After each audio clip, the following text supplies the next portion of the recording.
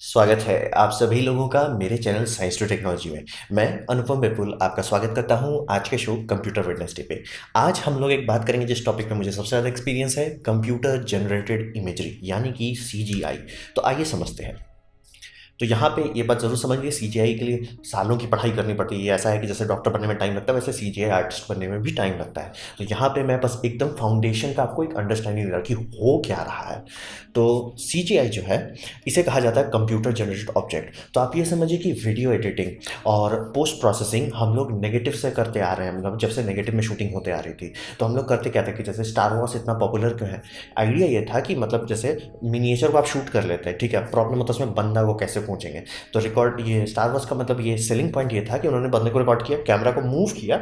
जो कि पहले ऐसा होता था कि उसको फ्रेम ऐसा करते थे, कैमरा के पास मिनिएचर मॉडल रखते थे, बंदों को दूर में रखते थे, स्केल सही जैसा लगने लगता। तो ये सब ऑप्टिकल ट्रिक हो गया, इसे हम लोग कहते हैं स्पेशल इफेक्ट। जो आप विजुअल इफेक्ट सुनते हैं, विजुअल इफेक्ट का मतलब होता है वो पोस्ट प्रोसेसिंग यानी फिल्म रिकॉर्ड हो चुकी है उसके बाद छेड़खानी किया जा रहा है।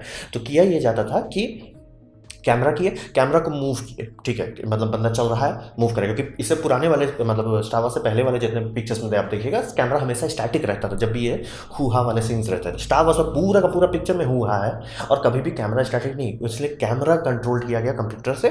और ये दो बार किया गया, पहली बार इन्होंने किया कि जब बंदे का रिकॉर्ड करना था, और फिर दूसरी बार किया ये करने का, क्या बोलते हैं, मतलब मिनिएचर मॉडल को फोड़ रहे हैं, बूम बम ब्रीम कर रहे हैं, वो सब करने का किए। और ये दोनों कंपोजिट किया, ये स्पेशल इफेक्ट था। इसीलिए स्टार वॉर्स इतनी बड़ी बात हो गई, क्योंकि इससे पहले स्पेशल इफेक्ट आता रहा था। आप बहुत पुरानी पिक्चर्स देखेंगे उसमें आपको दिख जाएगा कि मतलब एक मतलब मैं तो तुरंत बता पाऊंगा, लेकिन जो लोग मतलब नहीं भी उतना इस पर थोड़ा ध्यान देंगे, अरे जैसे कई बार होता है कि गाड़ी में बूम बाम रहता है, आपको लगेगा कोई पड़ाका उसके ऊपर जबरदस्ती का फोड़ा है, लगेगा। और वैसे ही किया जाता था पहले।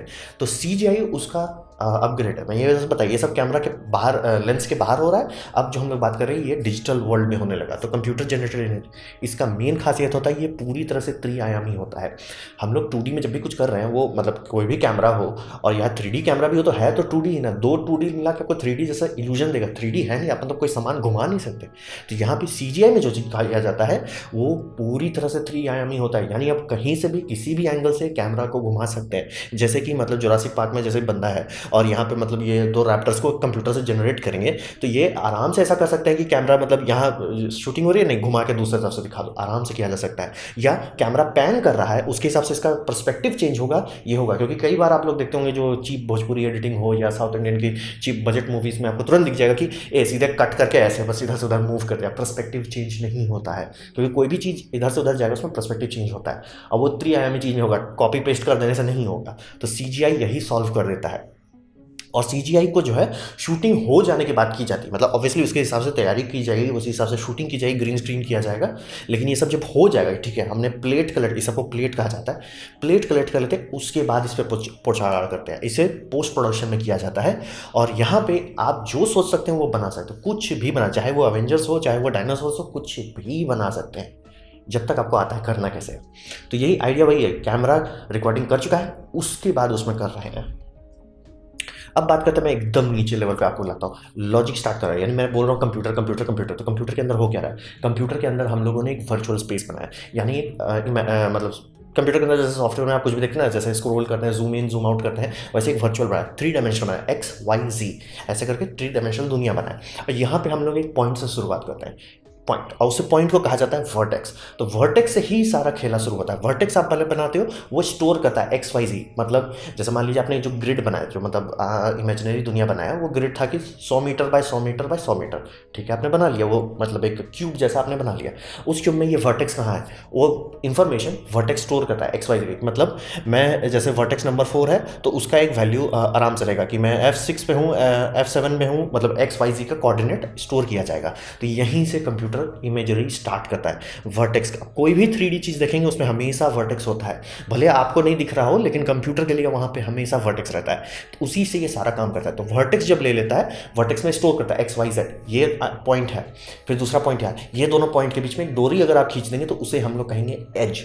ऐसे ही कंप्यूटर स्टार्ट करता है। ऐसे पॉइंट्स होते हैं खूब सारे, जैसे अगर मेरे चेहरे को कंप्यूटर्स बनाया जाएगा, मेरे हर जगह पे खूब सारे पॉइंट्स रहेंगे, और ये सब पॉइंट्स से एक लड़ी जैसी बंधी रहेगी, जिसे हम लोग कहते हैं एज। तो जैसे कोई भी बॉक्स बनाए, एक सिंपल बॉक्स बनाना है तो उसमें होगा वर्टेक्स, वर्टेक्स से दूसरे एज तक ऐसे बनाया जाएगा।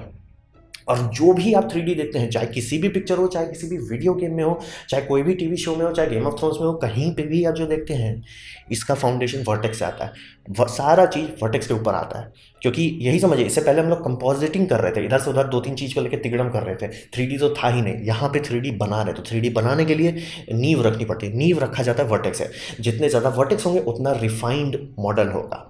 तो वर्टेक्स से हमने स्टार्ट किया। 2 वर्टेक्स, मतलब वर्टेक्स सिर्फ XYZ स्टोर कर सकता है, ज़्यादा कुछ नहीं कर सकता। 2 वर्टेक्स आप लेते हैं तो सिर्फ लाइन मिलता है, वो भी अभी डायमेंशन नहीं है उसमें, मतलब सिर्फ लेंथ आप बता रहे हो और कुछ है नहीं। तब इससे एक स्टेप आगे आते हैं, तो आते हैं हम लोग ट्रायंगल्स पे। अब ट्रायंगल्स तो आप लोग पढ़े होंगे स्कूल में कि ट्रायंगल सबसे छोटा यूनिट होता है, मतलब ट्रायंगल से नीचे आप नहीं जा सकते। क्यों? क्योंकि ट्रायंगल से नीचे अगर आप उतरते हैं तो पॉइंट्स क्लोज लूप नहीं करते, यानी क्लोज नहीं कर सकते। स्क्वायर आप देखेंगे, स्क्वायर में 4 वर्टेक्स होते हैं, एक टक टक टक, ये क्लोज हो गया, 4 है। 3 में भी आप क्लोज कर सकते हैं, आप 2 में नहीं कर सकते, 2 में खुला रहेगा। लेकिन क्लोज करने के बाद आपको एक सरफेस मिल जाता है। यहीं पे आप वर्टेक्स लिए, उससे एक एज खींचे, दूसरा वर्टेक्स लिए, उससे एक एज खींचे, तीसरा वर्टेक्स लिए, उससे एक कंप्लीट बनाए। अब ये जब आप बना लिए, तब आपके पास एज हो गया और सरफेस हो गया। अब यहीं पे ये चीज़ दिखने लायक हो गया। अब इससे पहले, मतलब ये सरफेस से पहले सिर्फ कंप्यूटर को पता था क्या हो रहा है, इसके बाद इंसान को, मतलब जो ग्राफिक्स इंजन है वो दिखा सकता है। तो ये समझिए कि हम लोगों ने ट्रायंगल्स लिए, अब खूब सारे ट्रायंगल्स को जोड़ के हम लोग मैश बनाते हैं। जैसे ऐसे खूब सारे ट्रायंगल्स को जोड़ जोड़ के मैश बनाया जाएगा। आप कोई भी कंप्यूटर का देखते हो ना, खूब सारा लाइन, मतलब इमेज में लाइन है क्या? वो लाइन है ज्योमेट्री। ज्योमेट्री किस चीज़ से बना है? ज्योमेट्री बना है पॉलीगन से।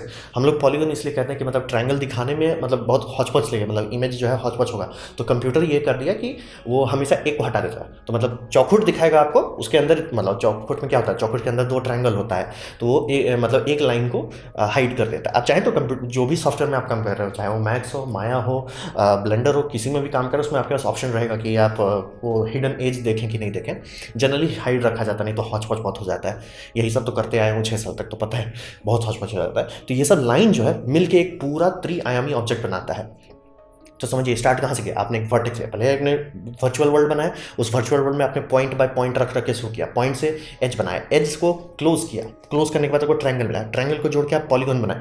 पॉलीगन आप पे है, आप चाहे 4 साइडेड रखिए, 5 साइडेड रखिए, जो पढ़ते हैं ना पेंटागन, हेक्सागन, जो आपको बनाना है। जनरली हम लोग क्वाड्स रखते हैं और खूब सारे क्वाड्स को अरेंज करके एक खोखला मॉडल बनता है। इसके अंदर कुछ नहीं होता, क्योंकि समझिए जो भी पॉलीगन बन रहा है, पॉलीगन में नॉर्मल्स होते हैं। नॉर्मल्स का मतलब होता है उसका एक तरफ चालू है, एक तरफ बंद है। मतलब अगर इस गाड़ी के अंदर आप कैमरा रख देंगे, अंदर से बाहर की तरफ देखेंगे, कुछ नहीं दिखेगा, क्योंकि ये एक तरफा है, मतलब सारे सरफेस हैं वो एक तरफा है। तो अगर आप चाहते हैं कि कैमरा अंदर जाए, तो अंदर भी बनाना पड़ेगा, अंदर भी जाके आपको मॉडलिंग करनी पड़ेगी। तो यही समझिए हम लोगों ने वर्टेक्स से शुरुआत किया, ट्रायंगल पे बनाए। जनरली आजकल सब लोग इसको पॉलीगन कहता है, क्योंकि वही बताया आपको, शुरू में कंप्यूटर्स इतने कम पावर होते थे, 600-700 ट्रायंगल में बनाना पड़ता था। गेम सब में आप देखते होंगे चेहरा एकदम बॉक्सी क्यों लग रहा है, ट्रायंगल्स ही नहीं थे उनके पास। अभी देखिए एकदम पूरा रियलिस्टिक चेहरा कहाँ से आने लगा, बहुत ज़्यादा ट्रायंगल्स लगाने लगे हैं। तो यहीं से गाड़ी खुलती है। आपने वर्टेक्स लिया, वर्टेक्स से आपने एज बनाया, 2 एज को जो 3 एज को जोड़ के आपने एक ट्रायंगल बनाया, ट्रायंगल से सरफेस बना, वो सरफेस से आपने पूरी मॉडलिंग कर ली। मॉडलिंग के बाद अब इसके ऊपर आप रंगाई पुताई करते हैं। इस रंगाई पुताई को हम लोग टेक्सचरिंग कहते हैं। टेक्सचरिंग जो है कि मतलब इसको सिंपल तौर पे आप समझना चाहें तो समझिए कि पॉलीगन्स है, उसके ऊपर आप रंगाई पुताई कर रहे हैं। पॉलीगन्स को कलर कुछ नहीं है, कंप्यूटर बस उसको आप कह सकते हो कलर बोल रहे हैं कि लाल दिखाओ, ठीक है लाल दिखा देगा, हरा कर दो दिखा देगा, लेकिन आप उसको बताओ कैसे कि यहाँ पे लाल दिखाओ, यहाँ पे हरा दिखाओ। मतलब जैसे मेरे को आप कंप्यूटर में बनाना चाहोगे, तो मेरा टी शर्ट के हिसाब से आपको कलर देना होगा, स्किन के हिसाब से कलर देना होगा, घड़ी के हिसाब से कलर देना होगा। तो ये सब करते कैसे, एक एक जगह जाके करने में बहुत टाइम लगेगा। तो हम लोग टेक्सचर्स बनाते हैं, कोई भी खाली मेश को लेते हैं, उसके ऊपर हम लोग पुताई करते हैं और कंप्यूटर को बोलते हैं कि देखो इसकी कोऑर्डिनेट में, मैंने बताया कोऑर्डिनेट कहाँ पे है, वर्टेक्स में। इस वर्टेक्स के पास तुम ये रंग डालो, ये बम्प डालो, ये नॉर्मल डालो, ये डिस्प्लेसमेंट डालो। यहीं पे समझिए ये सिस्टम जो है बहुत फजीयत वाला है। सिर्फ ऐसा नहीं कि रंग बताते हैं, सिर्फ ऐसा नहीं कि आप ये लाल है या हरा है या नीला, ये एक कंपाउंड सिस्टम है। इसमें खूब सारे नॉर्मल दिखते हैं। आप लोग देखते हो ना जो दिखाता है फेस स्वैप करने वाले जो सीजी है, उसमें ग्रे ग्रे जैसा आता है, वो होता है बेस मैश, यानी कि उसमें अभी कुछ नहीं लगाया है। फिर उसके ऊपर आप देखते हो ना कलर जैसा, ऑरेंज जैसा, स्किन टोन जैसा आता है, फिर उसमें शेडो आते हैं, ऐसे ऐसे करके पुचाड़ा करना पड़ता है हम लोग को। और बहुत सारे टेक्सचर्स जोड़े जाते हैं, हर टेक्सचर का अलग काम होता है। जैसे कि नॉर्मल एक टेक्सचर होता है, ये काम करता है कि मतलब आप मैश जो बना रहे हो ना, उसमें सॉफ्टवेयर का एलिमेंट है। पॉलीगन आप जितना चाहो उतना डाल दो, नहीं हो सकता, कंप्यूटर स्वाहा हो जाएगा।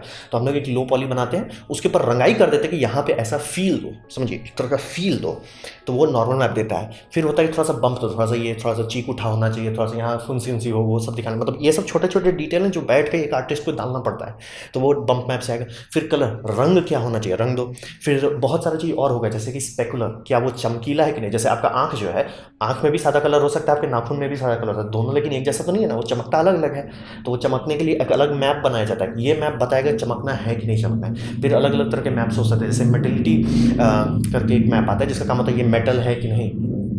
फिर दूसरे सारे मैप हो जाएंगे, ये शाइनी है कि नहीं, ये ग्लो करता है कि नहीं। जैसे गाड़ी का पूरा आपने गाड़ी का मॉडल बना दिया है, अब उसका हेडलाइट चमकना चाहिए ना भाई, उसमें ग्लो आना चाहिए, तो वो उसके लिए अलग से एक मैप बनाया जाएगा। तो यही इसी को, इस पूरे पैकेज को हम लोग कहते हैं टेक्सचर। और एक टेक्सचर के मतलब पैक के अंदर खूब सारे हो सकते हैं, जिसमें डिफ्यूज़ होगा, जनरली डिफ्यूज़ आजकल हम लोग एल्बिडो बोलते हैं। एल्बिडो के बाद आपका नॉर्मल होगा, नॉर्मल के बाद अगर सिनेमा के लिए बनाया जा रहा है, गेम के लिए किया जा रहा है तो सिर्फ नॉर्मल ही रखेंगे, सिनेमा के लिए कर रहे हैं तो उसमें डिस्प्लेसमेंट भी डाल देंगे। उसके बाद मतलब उसमें स्पेकुलर मैप भी पड़ सकता है, जिसको आजकल मेटलिसिटी मैप कह रहे हैं। ये सब अलग अलग शेडर में अलग अलग नाम से लिए जाते हैं।